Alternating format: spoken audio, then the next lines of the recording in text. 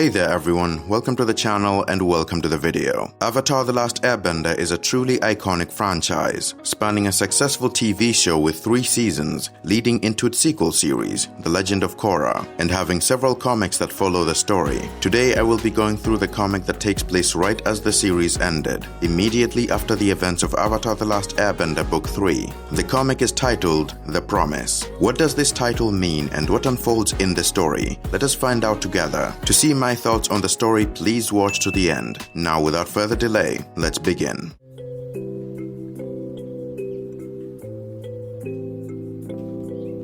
The comic begins as all Avatar episodes begin, with Katara narrating over the intro. Water, earth, fire, air. Long ago, the 4 nations lived together in harmony. Then everything changed when the Fire Nation attacked. Only the Avatar, master of all 4 elements, could stop them. 100 years passed and my brother Sokka and I discovered the new Avatar, an airbender named Aang. Although his airbending skills were great, he had a lot to learn before he was ready to save anyone. But from the day I first met him, I believed Aang would save the world. And you know what? I was right. With the help of his friends, Aang defeated Fire Lord Ozai and ended the 100 Years' War. Zuko, Ozai's son and our ally, became the new Fire Lord. Together with Earth King Kuei, Aang and Zuko promised to restore the 4 nations back to harmony. The ending narration ends here and we get into the story itself. Aang begins by pointing out that he never realized how many colonies the Fire Nation had in the Earth Kingdom. And Earth King Kuei responds that these colonies are like a constant scar to the people of the Earth Kingdom, having forgotten that Zuko is actually right there hearing all of this. He gets nervous and apologizes to him, but Zuko assures him that he's correct. Fire Lord Ozai has caused the Earth Kingdom a lot of suffering. Zuko says he will gladly remove the colonies in order to make things right for what his father has done. Aang chimes in by saying that this task will not be easy and volunteers to be a part of the movement since he is the Avatar. And as the Avatar, it's his duty to bring peace to the 4 nations. The Earth King is delighted to hear the news, and Katara says that she and Sokka would be happy to help in the effort. Naturally,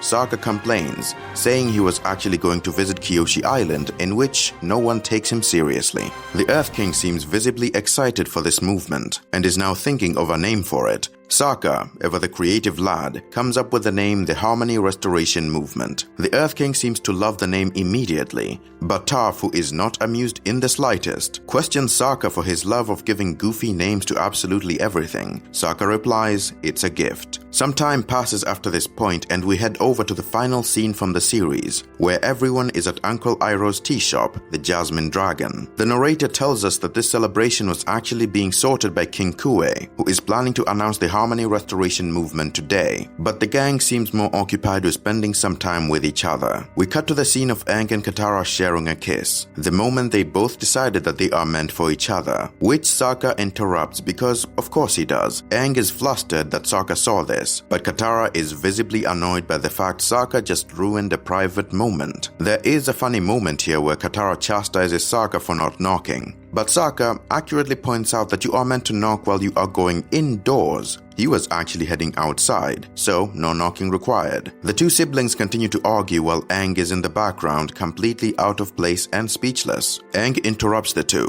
asking Sokka what actually made him come out there in the first place. Sokka says he came out there to tell them that they were all going to go out on Appa, to which they do. The crew enjoys the view while the fireworks start getting fired into the sky, noting how beautiful everything looked. Toph now speaks to Sokka, asking if he wants to know what fireworks are like for her, since she cannot see. She asks him to close his eyes, then yells at the top of her voice into his ears, sending Sokka into a panic, which, fair enough, yeah, Toph can't see, so these fireworks are just loud explosions with zero meaning to her. Katara then hugs Toph, reminding her to celebrate the fact that they just saved the world, and Suki is just trying her best to not laugh at Sokka. Zuko doesn't seem to be having a great time though, so Aang goes to talk to him. Zuko tells Aang that he went to visit his father in prison, and he has a favor to ask Aang. Aang complies. Zuko then asks Aang that if he ever became evil like his father, Aang should end his life. Aang is confused and concerned by this. Zuko explains that his family legacy is still a part of him. He understands what his family has done, and he needs a safety net,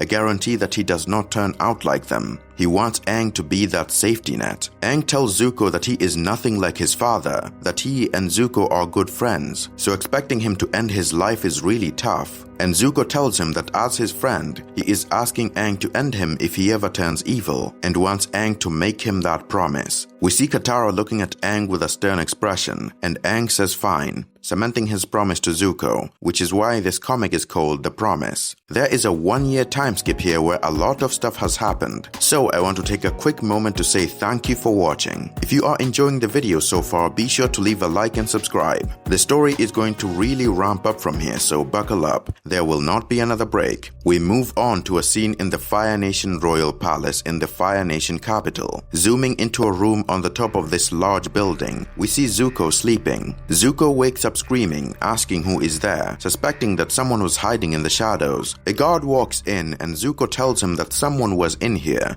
trying to assassinate him. The guard reassures Zuko, telling him that they are currently in the most secure tower in the capital, that there is nothing to worry about. But the guard says something interesting here, implying that Zuko has these random moments of waking up screaming in the night over and over again, several nights in a row. Zuko is angered by this comment from the guard, asking him not to mock him, and pointing out that there has already been 5 assassination attempts on him already. The guard responds, telling Zuko that is exactly why they are currently in the most secure tower, to keep him safe. Zuko fires a blast into the hallway, yelling for the assassin to reveal themselves, and the assassin comes out wearing all black and carrying a weapon with a chain, chanting, "Down with the traitor, down with the Fire Lord who betrayed his own people." The assassin proceeds to attack Zuko with lethal intent, and a fight ensues very quickly, with Zuko doing his best to defend himself. The guards are taken out of commission and the assassin continues to attack Zuko. The assassin seems to be holding his own here, even dealing some damage to Zuko, but Zuko, being the master that he is, shoots flames at the assassin's feet, forcing them off their balance, then blasting him directly with a fire punch, knocking him down. Zuko then takes the assassin's mask off, revealing that it's a young woman the entire time. Zuko, completely unfazed, tells the woman, "Convince me not to take your life." To which she replies, "Go ahead, my family has been loyal to yours for generations. By getting rid of me, you would simply complete your betrayal." Zuko is confused by her words and asks, "Your family?" And she replied, "My father is the mayor of Udao." Zuko states that Udao was the first of the Fire Nation colonies, and she replies saying, "Yes, that is her home." And now Zuko and the Avatar are going to destroy the village with their harmony restoration movement. We now cut over to Udao, the Fire Nation colony. It's unclear how much time has passed though, but we do see a commotion stirring in the village. We see a man running towards the assassin, whose name is revealed to be Corey. The man is revealed to be her father, who expresses that he and her mother have been worried about her. The father sees Fire Nation soldiers behind Corey and asks who they are and why is she in chains. She tells her father that she went to the Fire Nation to see someone about their problem. The father asks who she went to see. She looks back and Zuko is there walking towards them, focusing on the father, the mayor of Udao, whose name is revealed to be Morishita. Zuko tells Morishita that Corey had actually gone to the fire capital to assassinate him. The mayor is shocked to hear this, but Corey says someone had to do something. The mayor begins begging for forgiveness for his daughter, hoping Zuko will forgive her and spare her life. Zuko says that he should probably have the entire village burned down, but the mayor, clearly upset, states that there is no need. The Harmony Restoration movement will destroy their village anyway without Zuko lifting a single finger. But Zuko yells at the mayor, telling him that they need to understand that the restoration movement is a path towards peace. The mayor, who is now outraged, responds to that statement. "Peace for whom? With all due respect, your majesty, my family has lived on this land for generations. The city was built on our blood and sweat. We have as much right to live here as anyone else." Zuko yells that they are Fire Nation citizens. They should be living in the Fire Nation. But the mayor, still annoyed, tells Zuko that yes, they are indeed Fire Nation citizens. But Fire Lord Ozai, Zuko's own father, would have never allowed himself to be bullied by the Avatar and the Earth King into something that is so obviously a bad thing for the Fire Nation citizens. Zuko, hearing his father being mentioned, goes into a rage. We see it in his eyes. We cut to the scene we see in The Last Airbender, of Zuko visiting his father in the prison. Ozai sarcastically saying that he should count himself lucky that the Fire Lord is visiting him in that prison. Zuko tells him he should count count himself lucky that the Avatar chose to spare his life, and that banishing Zuko was the best thing he could have done for him. Perhaps Ozai's time in prison will do the same for him as well. Ozai asks, "Why are you really here?" Zuko tells him, "Because you are going to tell me something. Where is my mother?"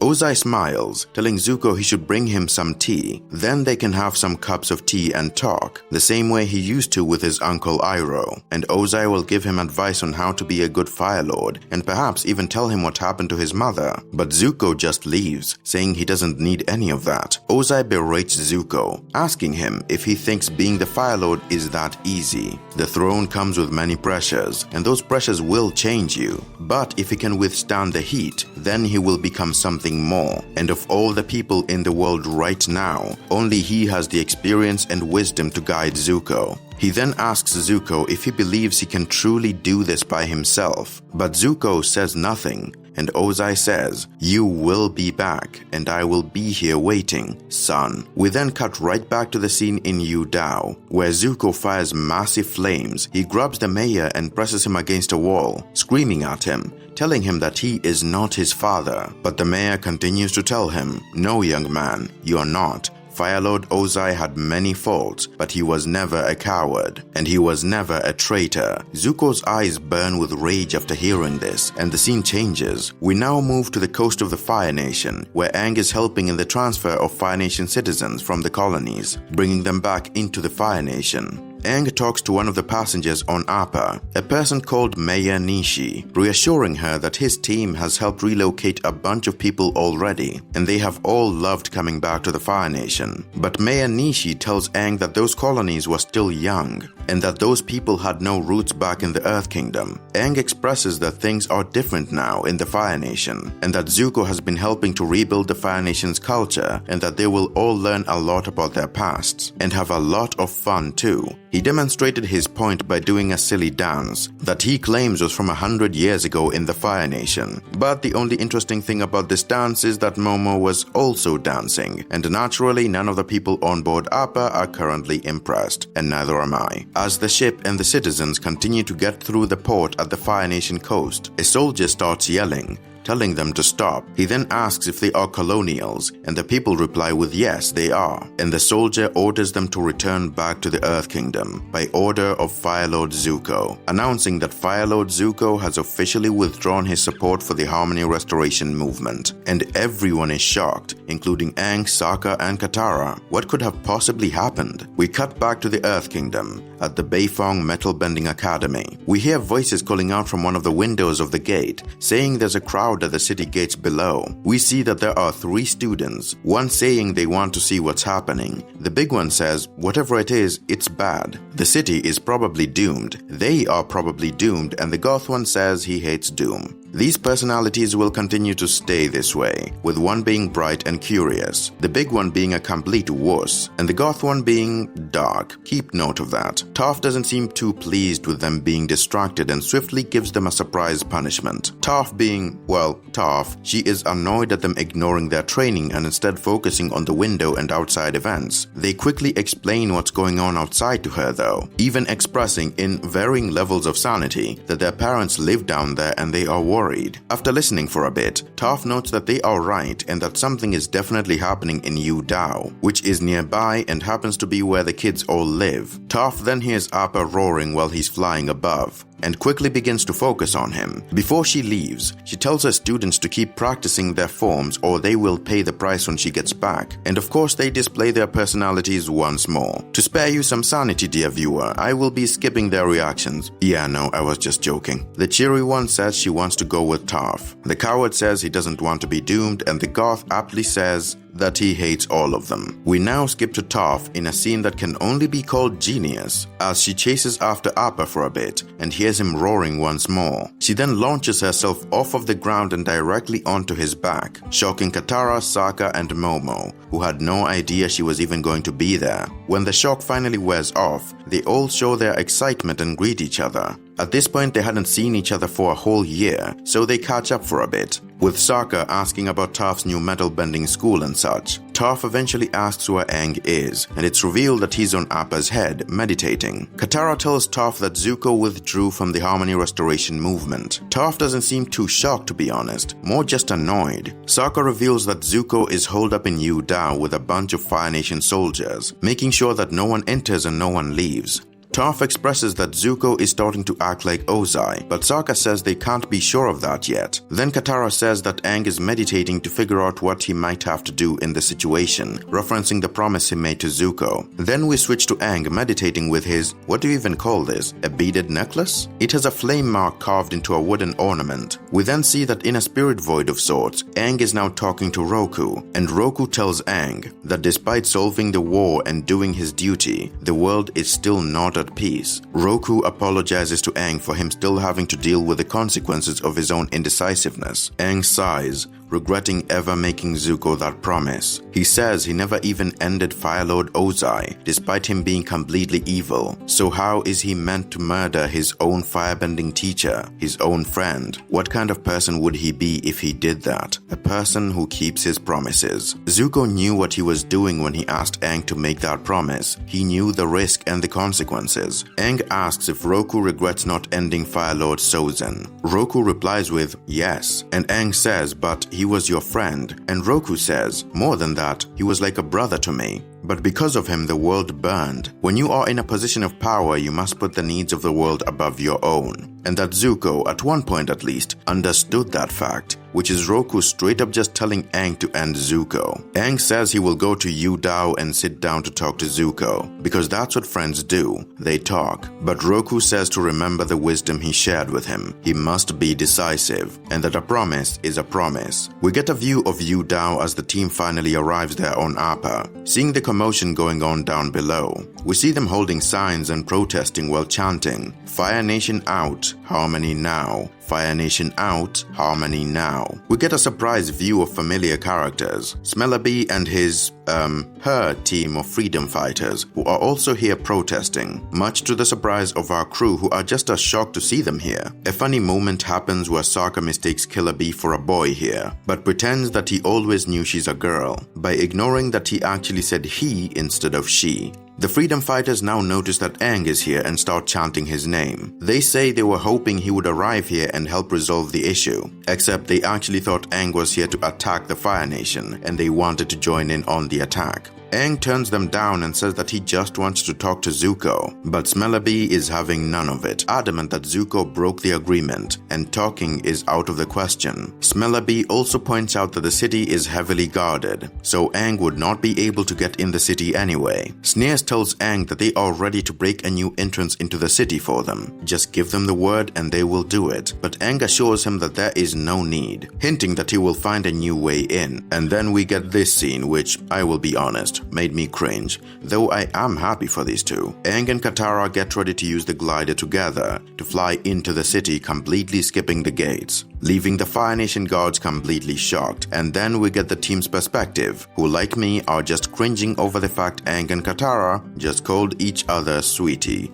God help us all. Aang and Katara land in the city, with Aang giving a flameo hotman to the guards. They do not seem to be impressed, and neither am I. The head of the guards tells Aang that the city is under the protection of the Fire Lord, and no one is allowed in, including the Avatar, then commands them both to leave immediately. Aang then politely asks the guard to speak to Zuko, and assuring him that talking is all he wants to do, but the guard is having none of it and prepares to fight. The guard shoots fire at Aang's feet. Aang jumps up to evade the blast. Next, the guard throws a fire kick. Aang dodges this with ease. He then taps the ground using earthbending to restrain the guard's feet. Aang assumes a battle pose and tells the guards he doesn't want to fight them. The other guards watch in fear from the side. The leader yells at them to take action and they do, with one of them punching fire at Aang. Now all the guards are attacking Aang, but he is still dodging them fairly easily, though panic starts to set in a bit. Katara calls out to Aang, clearly worried for his safety, but Aang uses the opportunity to assure Katara that he can take care of them by himself. His overconfidence and need to show off being very evident in this scene. He continues to dodge the fire soldiers' attacks, striking poses to clearly show off more. As he continues toying with the guards, they begin to get very angry, now more determined to hit their mark. They all shoot fire up at Aang this time, and Aang's clothing starts to catch fire. Katara sees this and calls out to Aang, telling him he is on fire. Aang is too distracted to hear her words though, making her repeat what she said. Katara then yells out that his clothing is on fire, but clearly he cannot hear a thing. So Katara, frustrated, pulls water from her bottle and puts out the flames, with Aang saying thank you. Katara is now completely done with the nonsense going on, and decides to attack the guards by herself, pulling water from a nearby tap of some kind, and firing it all directly at the soldiers, freezing them where they stand. A few of them do try to run away, but Katara is angry, and she will not let them get away, so she fires at them too, freezing one of the soldiers' feet in place, while the other continues to run. But Katara is determined, and as such, no mercy for any of them, taking them all down. She stands there having defeated all the guards. Aang is visibly impressed with her performance here, but Katara is still frustrated from the entire situation. She turns to run at Aang, worried about him,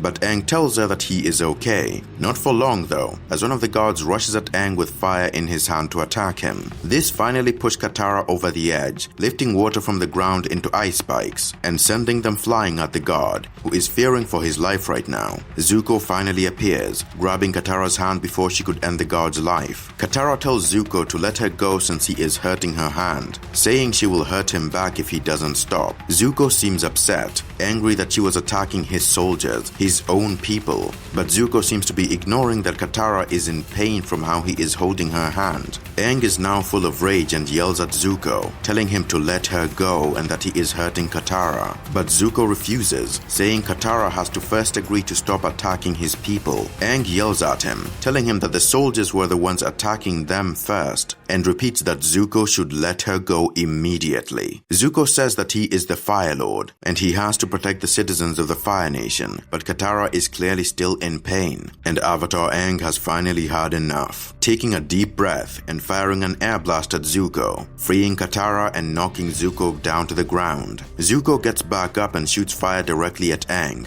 but Aang counters with a wall of water, telling Zuko that he only came here to talk to him as a friend, but it's clear that Zuko has changed, and he has forgotten what they fought for together. Avatar Aang is now clouded by intense emotion and enters the Avatar state, saying that maybe Avatar Roku was right. Maybe a promise is a promise, then gets ready to end Zuko's life. Zuko now realizes what he has pushed Aang into, and we can see that he has fear in his eyes. Aang gathers air around him, forming the air bubble we often see him using, and then gathering more intense air around him that pushes everything away. But Katara steps in, asking Aang to stop, telling him that entering the Avatar state while in an emotional state would cause him to lose control of himself. She asks Aang to calm down for her, while she heads closer and holds his face in her hands. Aang now exits the Avatar state and embraces Katara, finally back to his senses, and Zuko is on the floor, relieved. Aang, now composed, feels saddened, saying that he can't believe he almost did the unthinkable. He tries to apologize to Zuko, but he cuts him off, saying Katara is right. They both need to calm down and just talk. Avatar Aang gets annoyed at this, yelling at Zuko and telling him that is exactly what he was there to do in the first place. But Katara holds Aang back. Say thank you, Zuko. She just saved your life. We cut to Aang, Zuko, and Katara touring the streets of Udao,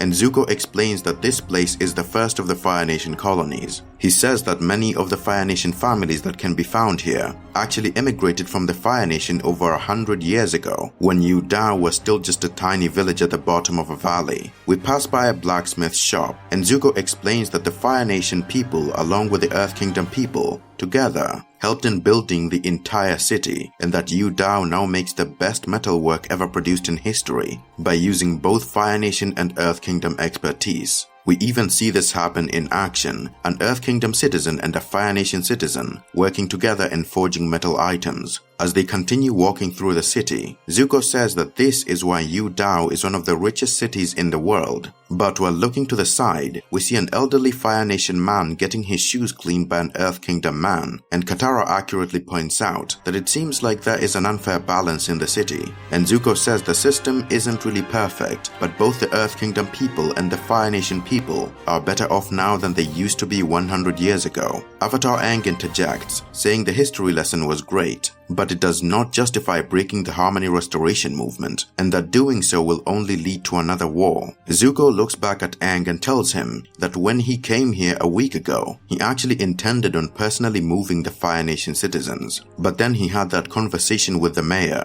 and had him arrested. Well, tried to anyway. An earth wall rose to stop the soldiers, with Zuko asking who did it, and we see that it was an elderly looking woman. She asks Zuko to please forgive her husband, the mayor, for his foolishness. She has told him time and time again to watch what he says, but clearly he never listens. But Zuko is shocked that the mayor's wife is an earthbender, which she confirms, saying that their daughter is also an earthbender, as she frees herself from the shackles she was just in, or maybe her mother freed her, I'm not too sure. But she does attack one of the soldiers with earth immediately. She says that she may be an earthbender, but through her father she is also a Fire Nation citizen, and that her father taught her to be loyal to the Fire Nation, to her people, something that Zuko never learned from his own father. We then see that her weapon actually had earth in it. Interesting detail on how she was fighting so well. The mother asks if Zuko would be willing to at least tour the city and stay there for a few days, so they can show him their way of life in the city. We now cut back to the conversation he was having with Aang and Katara, where Zuko says that's why he stayed in the city. He got to see the wonders this city has, and what the Harmony Restoration movement would have done to it, how it would have destroyed this place. And so Zuko changed his mind and stopped the movement. Zuko says that ever since becoming Fire Lord, he has never been able to find peace, but he finally knows why he wasn't able to. He had forgotten about his own people. He looks to Aang and tells him he knows that Aang defeated the Fire Nation, but the Fire Nation people still deserve respect. And Aang quickly responds saying,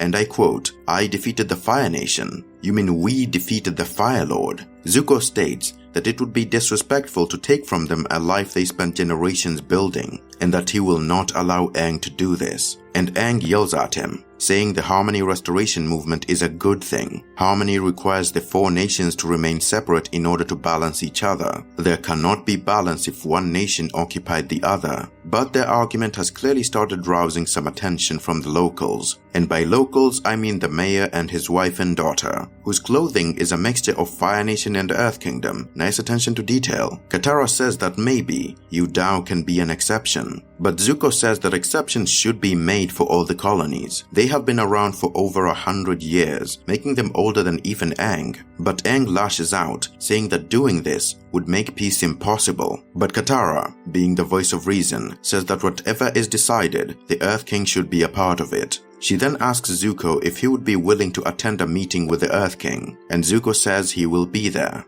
But Aang is clearly still upset over the whole thing, though he does agree to the meeting as well. With all that taken care of, we skip over to the outside gates, where everyone is wondering what exactly is taking so long, and speculating that Zuko probably captured them or something. They are somehow rationalizing breaking in to help Aang just in case. But Sokka tries to calm them down, telling them Aang can take care of things on his own. To which someone throws a rock at him, calling him a Water Tribe savage. What? Toph, who is now understandably angry, tells everyone who she is, and that everyone should just be quiet. The next person that talks will have a rock thrown directly to the head, and everyone stays silent, except Sokka, who takes out his boomerang being an idiot, just to then being mocked by some Earth Kingdom bully, who immediately gets a rock directly to the head for talking. Toph really did keep her promise. Aang and Katara then fly over the gates coming out to meet their friends. Landing nearby was Sokka asking what happened, and Toph asking if Aang did the deed. But Smellerbee asks directly if Aang eliminated the Fire Lord, and Aang says no, he did not. Smellerbee asks for what exactly is going on and what they are all meant to do.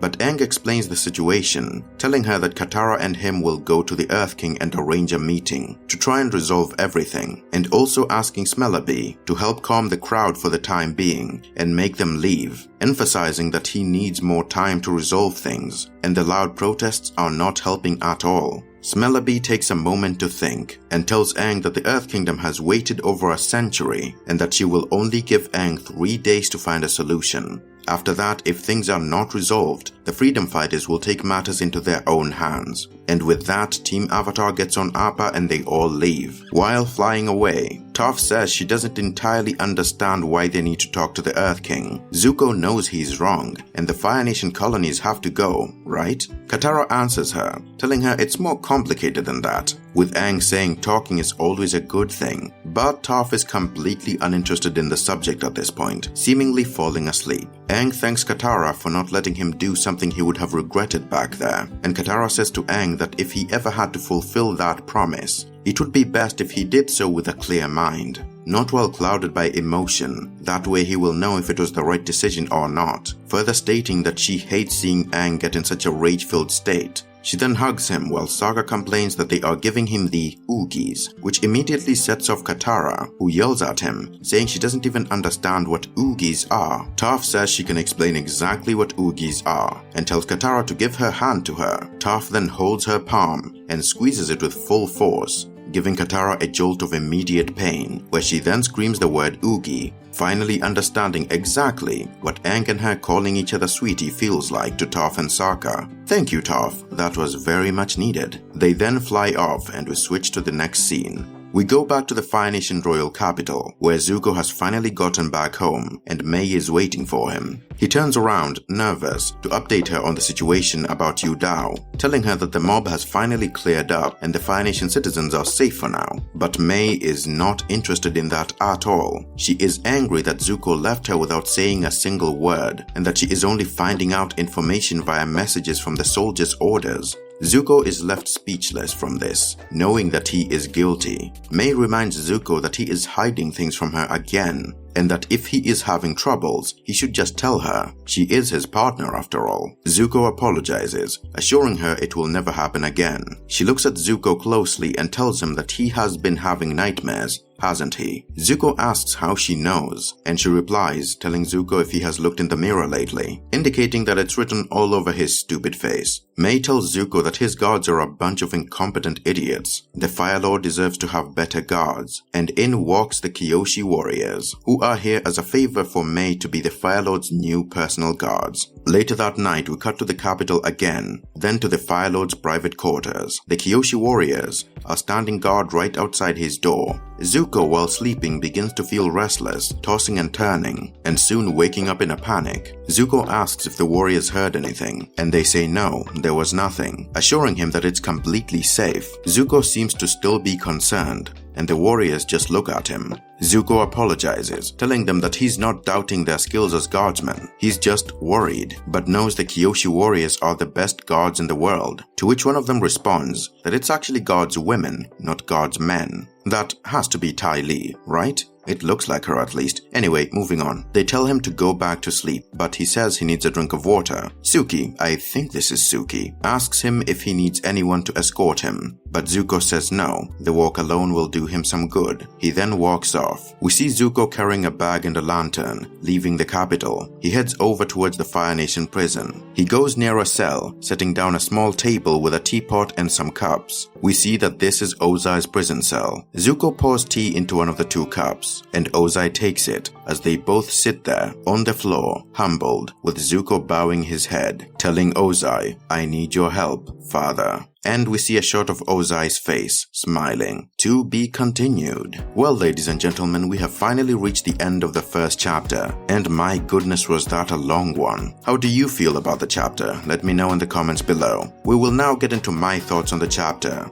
but I will keep it as brief as possible. This video has been long enough as it is. I think I will just give one criticism and one positive. That seems fair, right? Okay, so my criticism is, the characters seem to be scaled back in maturity by a lot. In this, they feel more like kids than they actually were at the end of the show, which is a bit puzzling. Aang is portrayed as a very happy-go-lucky kid here, with a need to show off and has less control of himself, which directly contradicts the man who was making great choices in a mature way back in the end of book 3. Okay, now let's get into my positive. So my positive is the plot itself. It's genuinely a very interesting narrative that is tackling a very important issue. The war is gone now, but what do we do with the colonies? The Earth Kingdom views them as scars, but the Fire Nation and Earth Kingdom people living in those areas have been there for years now and have learned to coexist. Ripping them away wouldn't be fair at all, so the whole four-nation balance is called into question. Should the nations remain apart, or should they mix? And I find that to be really interesting.